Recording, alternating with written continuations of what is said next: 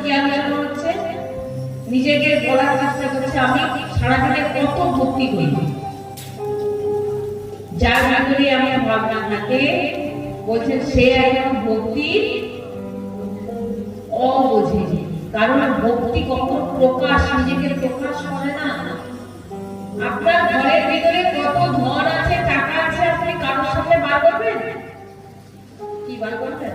সেটা তো খুব দোকানে লাগিয়ে, ভিতরে রাখবেন, দরজা লাগিয়ে, গ্রিল লাগিয়ে, দরজা লাগিয়ে, তারপরে কি আলমারি খুলে লুকিয়ে দিবেন। কিন্তু ভক্তির বেলা সবার সামনে খুলে কেন? আমাকে সবাই ভক্ত বলে, ভাই বলাটা কি ভক্তি? না গুপ্ত রেখে ভক্তি করাটা ভক্তি? কোনটা? দেখানো বন্ধ করুন। ভক্তি সবথেকে বড় বাধা ভগবান